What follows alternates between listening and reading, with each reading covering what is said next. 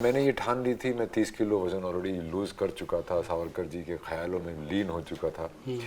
और जब ऐसा हुआ तो मैंने कहा ठीक है, मैं डायरेक्ट भी कर देता हूँ। बहुत सारे लोगों ने मुझे बोला, भाई सावरकर जी पे पिक्चर क्यों बना रहे हो, इनसे क्यों जुड़ रहे हो, लोग तुम्हें अलग अलग नाम देने शुरू कर देंगे, तुम कलाकार हो, एक सच्चे कलाकार हो, इससे मत जुड़ो। तो उससे मेरा हौसला और बुलंद हो गया। सावरकर जी की पिक्चर में क्यों ना काम करूँ कलाकार, ऐसी क्या लालचना लग जाएगी मेरे पे। मैं ये यंग लोगों के लिए पिक्चर बनाई है क्योंकि वो फ्यूचर है। कॉलेज में बच्चे भगत सिंह की टी शर्ट और चे गुवेरा की टी शर्ट पहन के जाते हैं, ऐसे सावरकर जी की टी शर्ट भी पहन के जाए। नमस्कार सर। नमस्कार। कैसे हैं सर आप? बहुत बढ़िया सर, आप डायरेक्टर भी हैं, प्रोड्यूसर भी हैं, फिल्म एक्टर से, क्या आपको ये नहीं लगा कि अपुनिश भगवान है, ऐसा कुछ?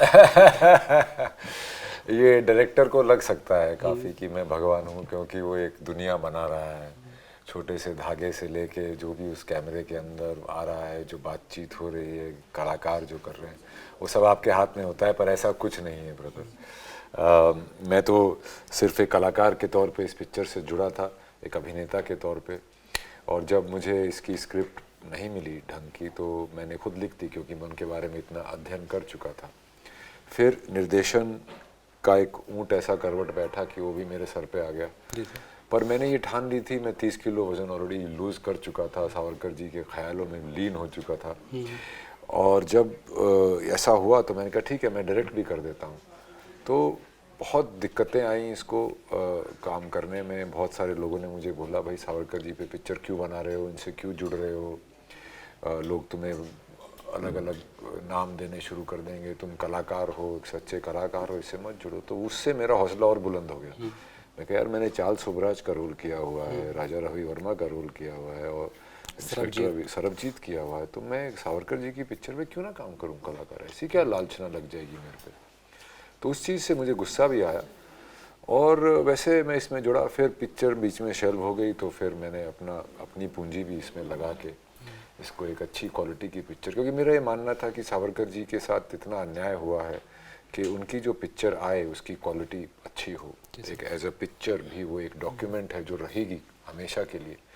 तो उसमें मुझे हर एक चीज़ को एक अच्छी तरह से दिखाना, यही नहीं विदेश में भी वो पिक्चर चलनी चाहिए, मेरा ये मानना है। क्योंकि जैसे अमेरिका की फिल्म वालों ने प्रोपेगेंडा कर रखा है कि भाई वही सबसे शक्तिशाली देश है, वही सबसे अच्छे देश हैं, they are the good guys, बाकी सब बैड गाइज हो गए।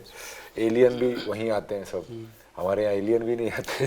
तो उन्होंने एक ऐसी छवि बना रखी है हमको मैकडोनल्ड पेल पेल के कि उन्हीं का। तो ये जो हमारे हिंदुस्तान की संस्कृति, हमारे हीरोज़ क्यों लोगों तक नहीं पहुंच रहे हैं, हम अपने हीरोज़ का खंडन क्यों करते रहते हैं। तो ये सोच के मैंने ये पिक्चर को अपनी तन मन धन करके बनाया है और मैं चाहूँगा कि सावरकर जी लोगों तक पहुँचे।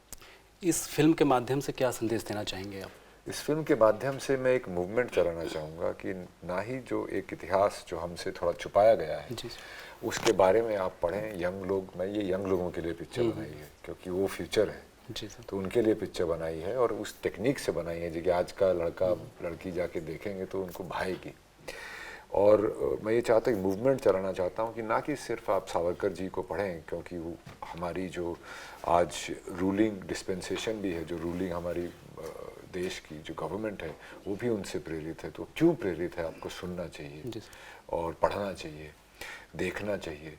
और वही नहीं, और भी हज़ारों क्रांतिकारी हैं जिनका नाम कहीं समय के रेत में खो गया है, तो रेत हटा के हमें उनकी तरफ भी देखना चाहिए। मैं तो एक ही फिल्म मेकर हूँ भाई, दूसरे भी प्रेरित होकर ये पिक्चर बनाएं। तो मैं ये मूवमेंट चलाना चाहता हूँ। जैसे कॉलेज में बच्चे भगत सिंह की टी शर्ट और चे गुवेरा की टी शर्ट पहन के जाते हैं, ऐसे सावरकर जी की टी शर्ट भी पहन के जाए। वो होगा एक सशस्त्र क्रांति वाले हीरो को जिसकी कहानी दबाने की हज़ारों कोशिश की गई, जिनको बिल्कुल उनका नाम मिटाने की कोशिश की गई, काला पानी का जेल मिटाने की कोशिश की गई, पर आज भी वो इतने रेलेवेंट हैं, इतने हमारे देश की एक सांस्कृतिक और राजनीतिक ख्यालों में इतने ऊपर हैं। तो उनके बारे में अध्ययन करना चाहिए। सर, आप जब सरबजीत का रोल किए थे, उस रोल में आपने बहुत वेट लूज़ किया, तो क्या ये एक आप परिपाटी बना लिया आपने बार बार वेट लूज करने अरे का, फिर नहीं कैसे यार, कवर कर लेते? मैं नहीं, मेरा उसमें वेट लूज करना बहुत मुश्किल होता जा रहा है। हर 5 साल में बॉडी आपकी बदल जाती है। हर 5 साल में जैसे आप बड़े होते रहते हैं तो आपकी बॉडी की क्षमता वेट ऊपर नीचे करने की कम होती रहती है। तो मैं ये नहीं चाहता था कि ऐसा मैं दोबारा रोल करूं सरबजीत जैसा, पर वो कुछ ऐसा इत्तेफाक हुआ कि सावरकर जी से प्रेरित होके मैंने फिर से, पर सरबजीत में मेरा बहुत कम टाइम के लिए वेट कम था। इसमें तो मेरा तकरीबन 1.5 साल में 30 किलो अंडर वेट रहा। मेरे मसल्स, मेरा घुटना टूट गया था कई बार क्योंकि तो मसल पहचान में नहीं आता था कि आप ही कहे कि नहीं, जो फोटो वायरल थी यहाँ पे हड्डियाँ दिख रही हैं, जी लगा ही नहीं कि आप हैं। जी। तो वो एक उसमें भी एक वो है, मतलब मेरी तरफ से एक छोटा सा बलिदान है सावरकर जी के नाम। उनका बलिदान बहुत बड़ा है हमारे बलिदान के सामने। सर, बाल गंगाधर तिलक के घर भी आप गए थे इस दौरान, जी। तो वहाँ से क्या प्रेरणा मिली, क्या आपने सीखा, या फिर किस? देखिए, जब आप ऐसी जगह जाते हैं तो मुझे क्या लगता है कि एक तो मुझे वहाँ पे लगता है कि इतने 100 साल पहले ये लोग इतने पढ़े लिखे थे, इतनी वर्ल्ड के बारे में जानते थे, कितने लोगों को इन्फ्लुएंस करते थे, जो कि आज की दुनिया लोग भी नहीं कर सकते। तो ये ज़माने से आगे लोग थे, पढ़े लिखे लोग थे, और इन लोगों ने एक क्रांति और एक सामाजिक क्रांति और एक देश के लिए क्रांति लाने में कितना बड़ा योगदान किया। तो मैं तो वहाँ जाके वो पुराने न्यूज़पेपर्स की कॉपीज़, फोटोज़, ये सब देख के ऐसा लगता है कि आप वापस चले गए हैं टाइम में, और उनको बहुत अच्छी तरह प्रिजर्व करके रखा है उनका सब कुछ। तो ऐसी जगह जाके प्रेरणा मिलती है कि हमारे जो देश के पूर्वज हैं, जो हमारे जो गए हुए लोग हैं, उनके बारे में सीख के आगे कुछ करने की प्रेरणा मिलती है। सर, अगला प्रश्न जो है रणदीप हुड्डा से नहीं बल्कि हम सावरकर जी से पूछना चाह रहे हैं। जब सर आप 7 साल के थे तो माता जी गुजर गईं, 15 साल के थे पिताजी गुजर गए, उसके बाद आपको काला पानी, आप वहाँ पे थे, आपको बैल कोनों में बांधा गया, उस टाइप किया गया, तो कितने चैलेंजेस, कैसे आपने इसको दिखाया पर्दे पर, क्या कष्ट हुआ, कि आपको लगा तो नहीं कि डायरेक्टर कुछ... हो गया मैं। सावरकर जी और मैं अलग एंटिटी हैं। सावरकर जी बहुत बड़ी एंटिटी है। तो उनके साथ क्या हुआ था कि उन्होंने एक चापेकर बंधु 3 भाई थे, उन्होंने WC रैंड को मार दिया था क्योंकि वो वहाँ पे कमिश्नर था पूना में, और उसने रेप भी कर दिया था और कुछ घर वर तोड़ दिए थे, मंदिर तोड़ दिए थे, लोगों को कैंपों में डाल दिया था। उस वक्त प्लेग आ गया था, तो उसने बहुत ही निर्दयता से लोगों के साथ बर्ताव किया। तो चापेकर बंधुओं ने उसको और लेफ्टिनेंट आयश थे उसको मार दिया। तो जब उनको मारा तो उनको जब फांसी हुई तो वो चीज़ सावरकर जी को छू गई, और उन्होंने अष्टभुजा देवी के सामने कसम ली कि मैं या तो शिवाजी महाराज की तरह इनको मार मार के भगा दूंगा, या चापेकर बंधु की तरह मारते मारते मर जाऊंगा। वहाँ से उनका जो एक क्रांति का एक जो मोड़ चला, जिसमें उन्होंने यूरोप के क्रांतिकारियों से सीखा, सीक्रेट सोसाइटीज़ के बारे में सीखा, सीक्रेट सोसाइटी बनाई। वो तो बचपन में ही मित्र मेला बना के घूमते थे, और वहाँ पे चुपके से कहीं मिलते थे, और लोग आते, बच्चे आते थे, वो घर से कुछ शस्त्र लेके आना होता था, और उसके बाद उनकी दंड बैठक, स्विमिंग, लठबाजी, तलवारबाजी, ये सब वो करते थे। तो फिर उन्होंने बनाया अभिनव भारत। जब वो फर्गसन कॉलेज में आए, फिर वो तिलक जी से जुड़े, तो वहाँ से तिलक जी का उनके ग्रोथ में बहुत हाथ था। हार्डलाइनर थे तिलक जी, गरम दल के थे। फिर वो लंदन गए तिलक जी की मदद से, श्यामजी वर्मा थे वहाँ पे जो इंडिया हाउस चलाते थे, उनके साथ जाके उनसे प्रेरित होके वहाँ पे उन्होंने फ्री इंडिया सोसाइटी नाम की एक सीक्रेट ऑर्गेनाइजेशन बनाई, जिसने भारत को वहाँ से बंदूकें भेजी, बम बनाने की मैनुअल्स भेजी, और लोगों को चिट्ठियाँ लिखी, बगावत के लिए तैयार थे। उनका एक बड़ा सिस्टम चल रहा था, वो लेनिन से मिलके उन्होंने ये ली थी। तो अंतर्राष्ट्रीय लेवल पे एक काम चल रहा था भारत को सशस्त्र क्रांति से आज़ाद कराने का। इधर खुदीराम बोस की जब बड़ाई की तिलक जी को, उनको मेंडले भेज दिया बर्मा, 7 साल की कैद, और सावरकर जी को काला पानी भेज दिया। फिर से नरम दल फिर आ गया, वो प्रस्ताव लिखने लगे, फिर से प्रस्ताव जाने लगे, ये मान लो, वो मान लो, गवर्नमेंट में नौकरी ज़्यादा होनी चाहिए, होनी चाहिए।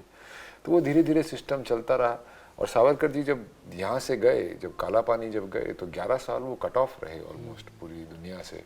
और उनका यही मानना था कि यार मैं इतना उनको लगता था इतना मेरे पास है योगदान करने के लिए, ना सिर्फ राजनीतिक तौर पे, क्रांतिकारी के तौर पे, सामाजिक तौर पे लोगों को आइडियोलॉजी, एक गाइडेंस देना नेशन मेकिंग का। तो उन्होंने वहाँ से साम दाम दंड भेद इस्तेमाल करके वहाँ से उन्होंने बेल याचिकाएं लिखी, जो कि हर एक कैदी का हक होता था। फिर भी उनको नहीं छोड़ा, अंग्रेज़ों ने उन्हें 27 साल कैद में रखा। तो एक ऐसे उनकी फीलिंग होगी जैसे पिंजरे में बंद शेर की होगी, जो कि चलता रहता है हमेशा, एक तिल मिलाती हुई आत्मा रहती, वही उनकी हो गई थी। और फिर जब वो बाहर आए तो तब तक उन्होंने हिंदुत्व बनाया। जब मुसलमानों को अलग इलेक्टोरेट दी गई, ज़्यादा प्रतिशत सीट दी गई उनके पॉपुलेशन के हिसाब से, तब उनको लगा कि ये अन्याय हो रहा है। हाँ, तो उन्होंने हिंदुत्व की वो इजाद की कि आपकी पितृभूमि हो, आपकी पुण्य भूमि हो, आपकी मातृभूमि हो, अगर आप ये सब मानते हो इस भूमि की तरफ, तो आप हिंदू हो, चाहे आप किसी भी धर्म, जाति या समुदाय के क्यों ना हो। हिंदुत्व एक राजनीतिक, भूगोलिक, सांस्कृतिक इतिहास है, किसी धर्म का नहीं है वो। जो हिंद को अपना माने वो हिंदू है। सर, एक तरह का अलग परिपाटी जन्म ले रही है परंपरा, जो महान लोग हैं, बड़ी आत्माएं, उनका बड़ा आलोचना किया जाता है, जैसे सावरकर जी का भी किया जाता है। तो आप उन आलोचकों को क्या कहना चाहेंगे? उनको माफ़ी मांगनी चाहिए। माफ़ी मांगनी चाहिए। उनको माफ़ी मांगनी चाहिए। देखिए, क्योंकि सावरकर जी एक फादर ऑफ हिंदुत्व के तौर पे माने जाते हैं, तो जो हमारी रूलिंग पार्टी है आज की तारीख में, वो हिंदुत्व को आइडियोलॉजी मानती है, तो उनको गाली देने के लिए सावरकर जी का नाम इस्तेमाल किया जाता है। हालांकि उनकी दादी ने खुद उनकी बहुत प्रशंसा की थी, एक स्टैंप निकाला था और बहुत कुछ उन्होंने डोनेशन दी थी स्वतंत्र वीर स्मारक को। उन्होंने कहा था कि बहुत वीर थे, बहुत बड़ा इनका क्रांति में योगदान था और देश निर्माण में की सोच में योगदान था। तो अब जाके वो उल्टी बातें कर रहे हैं, तो मेरे ख्याल से अपनी दादी से ही प्रेरणा ले लेनी चाहिए। सर, ऐसा नहीं कहा जा सकता, जैसे मनोज बाजपेयी जी का एक डायलॉग है, उसमें जो आलोचना करते हैं उनके लोगों के लिए, कि आसमान पे थूकने वालों को शायद पता नहीं है, पलट कर थूक उन्हीं पे ऊपर गिरेगा। Manoj is very witty. हाँ, नहीं वो बिल्कुल है, इसमें क्या करेंगे, वो तो है नहीं अपने आप को डिफेंड करने के लिए। तो गए जो लोग चले गए हैं, उनके ऊपर लालछना लगाना तो क्या करेंगे। पर ये पूरी दुनिया में एक ये हो रहा है। और एक दूसरा पहलू भी है कि वो लोग उन पे लालछना लगा रहे हैं, और ऐसे बहुत से लोग हैं जो उनको डिस्कवर कर रहे हैं पहली बार ही, अरे ये भी थे, ऐसा भी सोच थी, ये भी था, ये भी हुआ था। तो उसी चक्कर में मैंने ये पिक्चर बनाई है, ताकि लोगों तक एक दूसरा पहलू और एक ऐसा इतिहास जो हमसे थोड़ा धुंधला कर दिया गया है, उसको दबा दिया गया है। सर, एक अंतिम प्रश्न, इतिहास की समझ आपकी इतनी कैसे बढ़ी, इतनी गहरी समझ कैसे है व्यापक? देखिए, मुझे ये पिक्चर जिम्मेवारी से बनाने के लिए मुझे अध्ययन करना पड़ा। मैंने पिक्चर कोई देशभक्ति का भाषण देने के लिए नहीं बनाई है, कोई वो नहीं बनाई। एक मैंने इंगेजिंग पिक्चर बनाई है, जो कि सिनेमा के तौर पे अपने आप में ही अच्छी पिक्चर है। तो वो इसलिए है कि एंगेजमेंट से ही बात लोगों तक पहुंचती है, उनको शिक्षा दे के नहीं पहुंचती। तो मैंने इसी उसमें ये किया है कि ये कहानी लोगों तक पहुंचे और वो इसको अपनाएं, उसको देखें और घर जाके खुद डिसाइड करें कि वो वीर थे कि नहीं। ठीक है, बहुत बहुत धन्यवाद सर। आपने देखा, हमारे साथ ही रणदीप हुड्डा सर, जिनसे बात हो रही थी, उन्होंने बेबाकी से राय रखी सारी पक्षों पर। तो फिर से मिलेंगे, नमस्कार।